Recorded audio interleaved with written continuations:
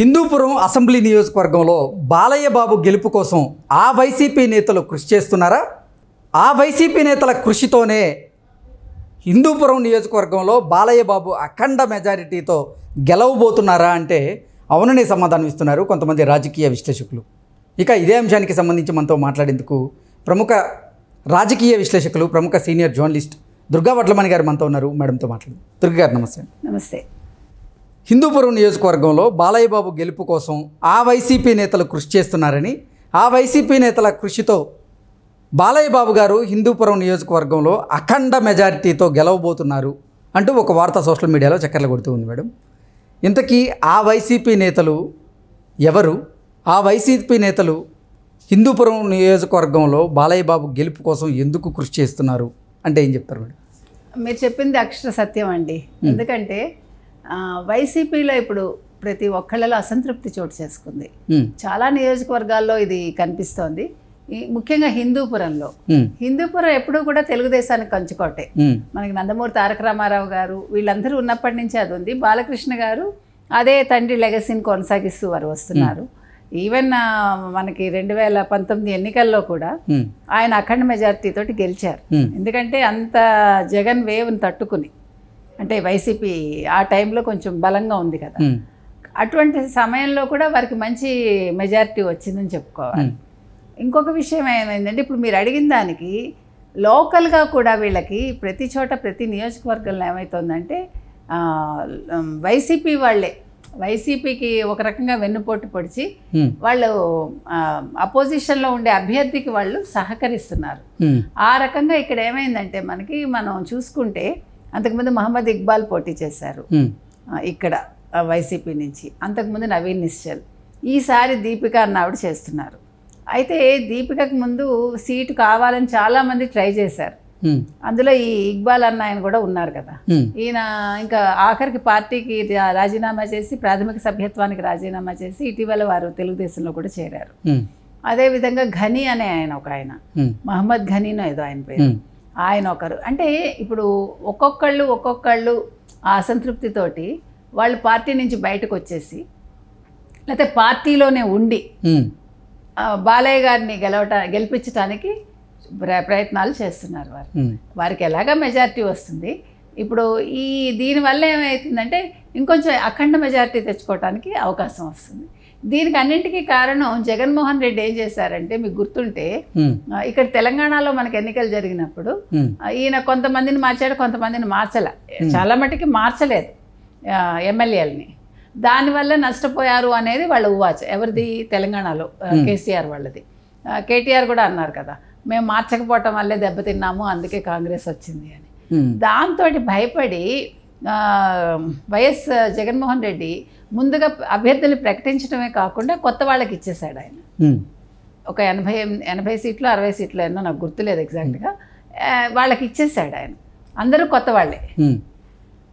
వాళ్ళ దగ్గర డబ్బులు తీసుకున్నారనే టాక్ వచ్చింది మనకి, అన్ని రకాలుగా వచ్చాయి. మొత్తానికి ఏదైనా కొత్త వాళ్ళకి ఇస్తే నేను నెగ్గుతాను అని అనుకున్నాడో ఏంటో ఆయన. ఎందుకంటే ఆయనకి అన్ని అననుకూల వాతావరణమే ఉంది ప్రతి నియోజకవర్గంలో కూడా. వైసీపీకి ఇప్పుడు మనం క్షేత్రస్థాయి నుంచి చూసుకుంటే వైసీపీ అంటే అందరికీ కూడా ఒక ఎవర్షన్ స్టార్ట్ అయింది. అంటే వైసీపీని గెలవకుండా చెయ్యాలి, జగన్మోహన్ రెడ్డి రాకూడదు అనేది ఇప్పుడు ప్రజల్లో బాగా బలంగా నాటుకుంది. దాంతో ఆయన ఇప్పుడు ఆలోచించుకుని దీపిక అన్నావిడికి ఇచ్చారు. ఈ దీపిక భర్త రెడ్డి సామాజిక వర్గమే కానీ ఈవిడ బీసీ కులానికి చెందిన వాళ్ళు. దాంతో ఈవిడ నెగ్గుతుంది అనే ఒక భ్రమలో జగన్మోహన్ రెడ్డి ఉన్నారు. ఇక్కడ కులం కంటే కూడా వ్యక్తికి ప్రాధాన్యత. ముఖ్యంగా నందమూరి కుటుంబం అనేసరికి ప్రజలకి సహజంగానే ఇష్టం. అందులో బాలకృష్ణ గారికి ఏమీ కాంట్రవర్సీ లేదు ఆయన మీద. ఆయన అందరితో కలుపుకుంటూ వెళ్ళిపోతారు. ఆయన ఏంటంటే ఫ్రాంక్గా మాట్లాడే మనిషి ఆయన, ఏదున్నా కూడా.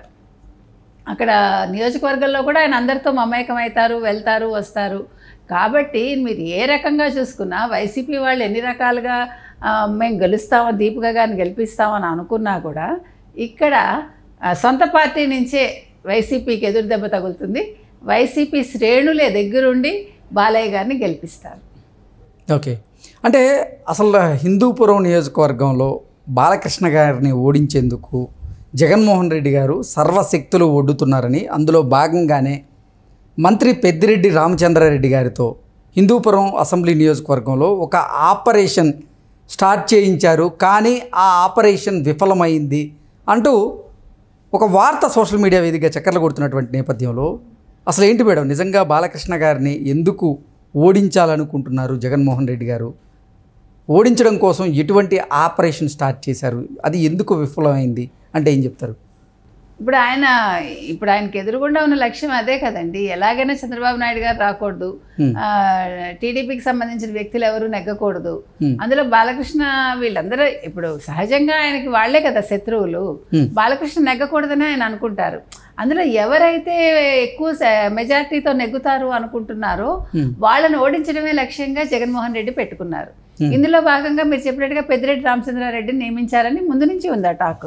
పెద్దిరెడ్డి రామచంద్రారెడ్డి తన నియోజకవర్గం కంటే కూడా అక్కడ దృష్టి పెట్టకుండా ఇక్కడ హిందూపురం మీద దృష్టి పెట్టి బాలయ్యని ఎలా ఓడించాలి అనే దాని మీదే తన మొత్తం శక్తులని ఆయన ఒడ్డుతున్నాడు అనేది కూడా ఒక ప్రచారం ఉంది.